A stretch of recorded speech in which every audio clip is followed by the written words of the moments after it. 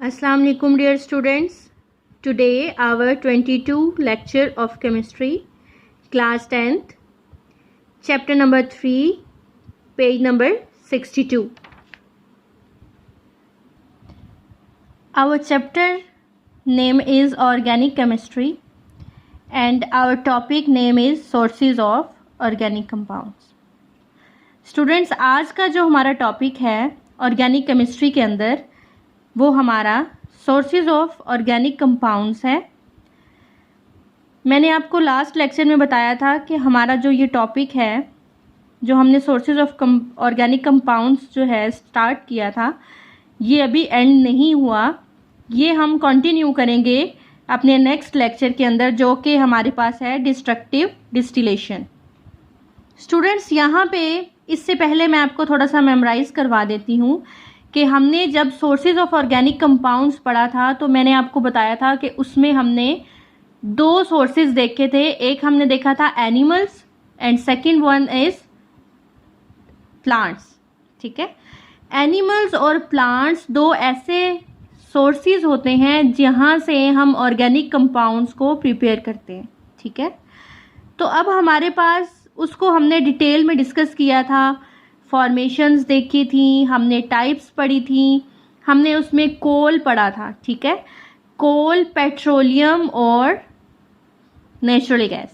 ठीक है, ये हमने क्या पढ़ा था कि जब हम डेड प्लांट्स को बर्न करते हैं अंडर अर्थ क्रस्ट, मीन्स के ज़मीन के अंदर, ठीक है, with the help of biochemical processes, तो हमारे पास तीन चीज़ें आती हैं। एक हमारे पास कोल फॉर्मेशन होती है, second one is petroleum and third is natural gas. Coal जो है उसको हम डिस्कस कर चुके थे, हाफ हमारा जो टॉपिक था वो रहता था, तो मैंने आपको बोला था हम वो नेक्स्ट लेक्चर में डिस्कस करेंगे, जो कि हमारे पास स्टार्ट हो रहा है डिस्ट्रक्टिव डिस्टिलेशन। स्टूडेंट्स, हमारे पास डिस्ट्रक्टिव डिस्टिलेशन क्या होता है, सबसे पहले आपको ये पता होना चाहिए। ठीक है, ये हमारे पास एक प्रोसेस होता है, स्ट्रॉन्ग हीटिंग यहाँ पे प्रेजेंट होती है कोल की। ठीक है, कोल को स्ट्रॉन्ग हीटिंग प्रोवाइड की जाती है in the absence of air, जिसको हम क्या बोलते हैं, डिस्ट्रक्टिव डिस्टिलेशन।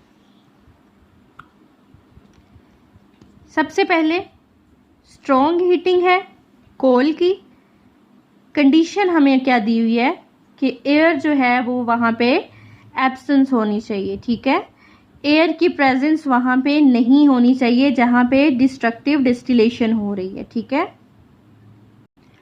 उसके बाद स्टूडेंट्स हमारे पास जो कोल है, हम पहले पढ़ चुके हैं, जब हमने कोल वाला टॉपिक डिस्कस किया है तो मैंने आपको वहाँ डिटेल में बताया कि कोल हमारे पास मिक्सचर होता है, एक कॉम्प्लेक्स मिक्सचर होता है कार्बन का, हाइड्रोजन का और ऑक्सीजन का। ठीक है, और इसमें स्मॉल अमाउंट प्रेजेंट होती है नाइट्रोजन की और सल्फर की। ये तो हमारे पास प्रोसेस था डिस्ट्रक्टिव डिस्टिलेशन का। Destructive distillation of coal provides a large number of organic compounds along with a few inorganic compounds. ठीक है, जब हम कोल की डिस्ट्रक्टिव डिस्टिलेशन करते हैं तो हमारे पास लार्ज अमाउंट आती है ऑर्गेनिक कंपाउंड्स की, जिनमें कुछ जो होते हैं वो इनऑर्गेनिक कंपाउंड्स भी होते हैं। अब ये प्रोडक्ट्स कौन कौन से होते हैं हम वन बाय वन डिस्कस करेंगे, जिसमें सबसे पहले जो हमारा प्रोडक्ट आता है वो आता है कोल गैस। ठीक है, कोल गैस आता है, सेकंड हमारे पास आता है अमोनिकल लिक्विड, थर्ड हमारे पास आता है कोल टार एंड फोर्थ इज कोक। ठीक है, वन बाय वन हम डिस्कस करेंगे। सबसे पहले जो हमारा पॉइंट है वो है कोल गैस का। ठीक है, coal gas is a mixture of hydrogen, methane and carbon monoxide. Hydrogen, methane and carbon monoxide का जो मिक्सचर होता है उसको हम बोलते हैं कोल गैस। ठीक है, ये प्रोड्यूस कैसे होती है, produce heat when burned in air. जब एयर के अंदर बर्न किया जाता है इसको तो ये हीट प्रोड्यूस करती है। ठीक है, इसीलिए इसको यूज़ किया जाता है as a fuel in industries. Coal gas को हम एज अ फ्यूल यूज़ करते हैं इंडस्ट्रीज़ के अंदर। ऑल्सो हम इसको यूज़ करते हैं प्रोवाइड करने के लिए या फिर इंसर्ट करने के लिए या रिड्यूस करने के लिए एटमॉस्फेयर को इन वेरियस मेटालॉजिकल प्रोसेसेस। अब स्टूडेंट्स, आपके माइंड में क्वेश्चन आएगा, मेटलर्जिकल प्रोसेस जो है वो क्या होता है, ठीक है। तो इसको डिटेल में हम पढ़ेंगे जब हम केमिकल इंडस्ट्रीज़ का चैप्टर पढ़ेंगे, तब आपको डिटेल में बताऊंगी। अभी मैं आपको जस्ट इतना बता देती हूँ आपकी इन्फॉर्मेशन के लिए कि जब एक्सट्रैक्शन की जाती है मेटल्स की, उनको प्योर करने के लिए, ठीक है, तो उस प्रोसेस को हम क्या बोलते हैं, मेटलर्जिकल प्रोसेसेस, ठीक है। मेटलर्जिकल प्रोसेसेस में भी हम कोल गैस को यूज़ करते हैं, ठीक है। अब आपको यूजेस बता दिए, एक मैंने बता दिया है एज अ फ्यूल यूज़ किया जाता है इंडस्ट्रीज़ में, सेकंड बता दिया है रिड्यूस किया जाता है एटमॉस्फेयर को मेटलर्जिकल प्रोसेसेस के ज़रिए। मेटलर्जिकल प्रोसेसेस क्या होते हैं वो भी बता दिया है, अट्रैक्शन जब एक्सट्रैक्शन होती है मेटल्स की, ठीक है। हम मेटल्स को प्योरीफाई करते हैं, अनप्योरीफिकेशन करते हैं, उसमें हम कोल गैस को यूज़ करते हैं। सेकेंड हमारे पास आता है अमोनिकल लिक्विड जो है हमारे पास क्या है, हमारे पास ये एक सॉल्यूशन होता है। किसका सॉल्यूशन होता है, अमोनिया गैस का और वाटर का। It is a solution of ammonia gas in water used to prepare nitrogenous fertilizers, ठीक है। ये अमोनिया हमारे पास प्लस H2O अमोनिकल लिक्विड है।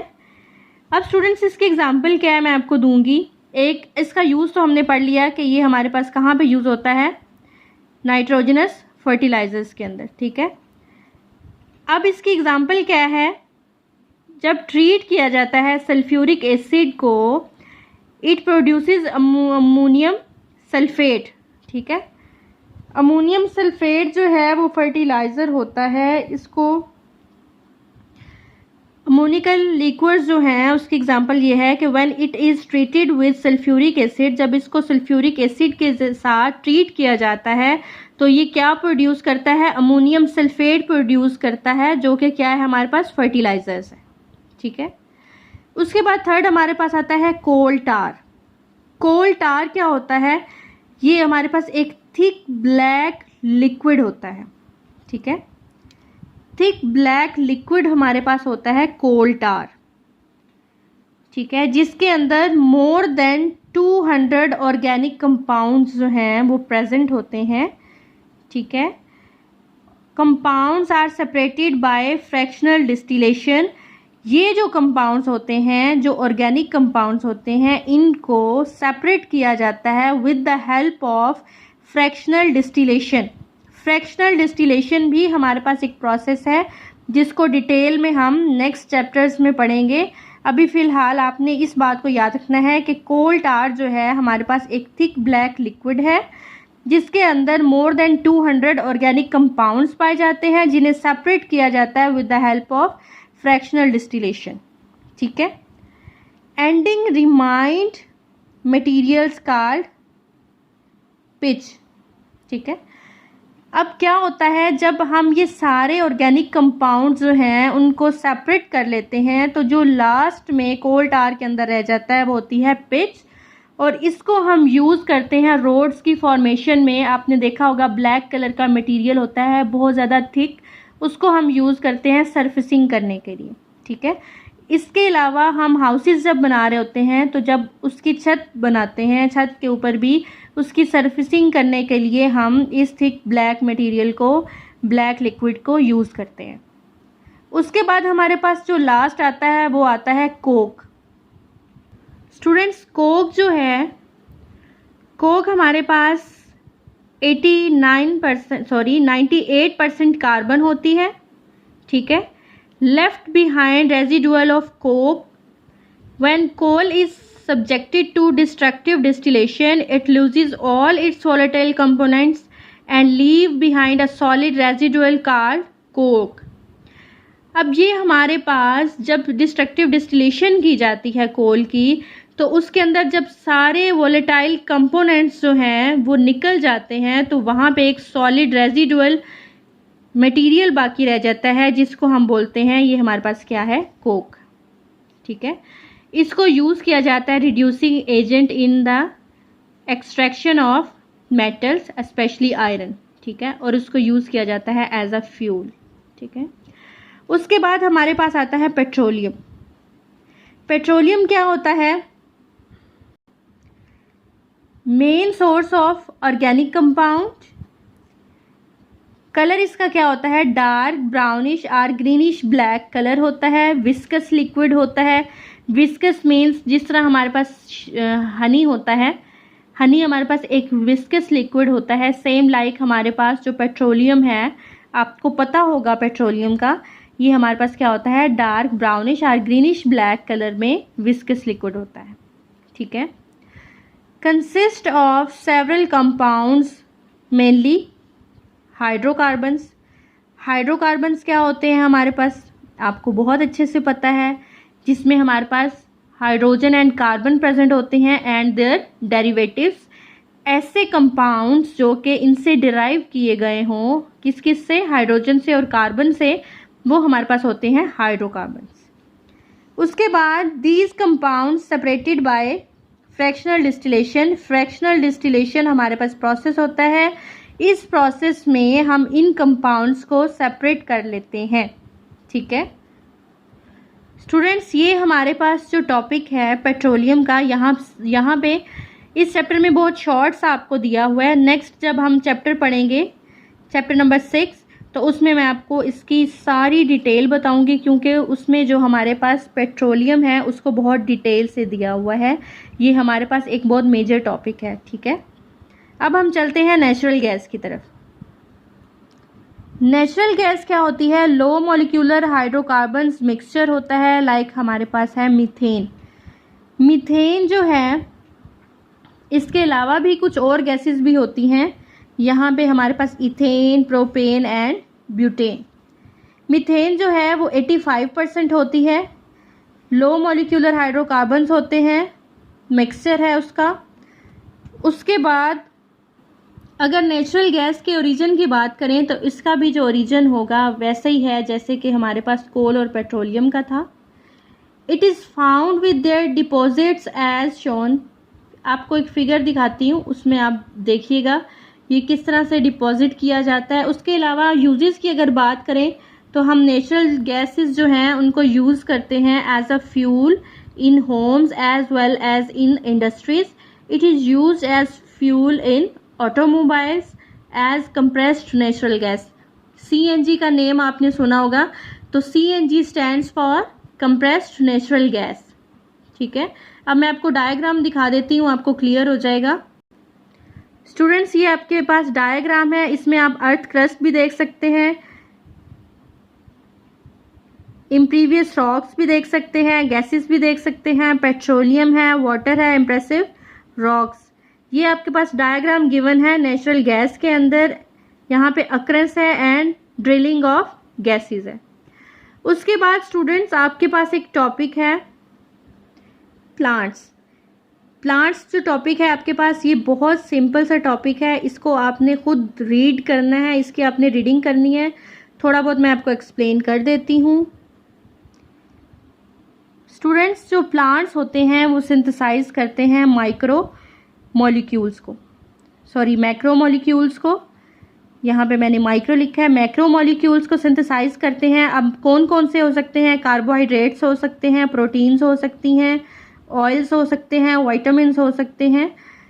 In the process of photosynthesis. Photosynthesis का प्रोसेस आप 9th क्लास में भी पढ़ चुके हैं बायो में। फोटोसिंथेसिस हमारे पास एक ऐसा प्रोसेस होता है जो कि प्रेजेंस ऑफ क्लोरोफिल क्या प्रोवाइड करता है, ग्लूकोज। ठीक है, ग्लूकोज की प्रोडक्शन होती है in the presence of sunlight with the help of chlorophyll. Chlorophyll जो है हमारे पास ग्रीन कलर का पिगमेंट होता है जो कि प्रेजेंट होता है प्लांट्स के अंदर, ग्रीन प्लांट्स के अंदर, जो कि हेल्प करता है फॉर्मेशन ऑफ ग्लूकोज में। ठीक है, उसके बाद स्टूडेंट्स आपके एक छोटे छोटे टॉपिक हैं दो। एक है आपका सिंथेसिस इन लेबोरेटरी, दूसरा है आपका ऑर्गेनिक कंपाउंड्स के यूजेस। अब जो सिंथेसिस ऑफ लेबोरेटरी है स्टूडेंट्स, ये टॉपिक मैंने आपको स्टार्ट में बताया था कि किस तरह से ऑर्गेनिक कंपाउंड्स जो हैं उनको लेबोरेटरी में फॉर्मेशन सबसे पहले किस साइंटिस्ट ने की थी, किस इनऑर्गेनिक से ऑर्गेनिक जो हैं ऑर्गेनिक कंपाउंड्स उनकी फॉर्मेशन की थी, इसको आपने रीड कर लेना है।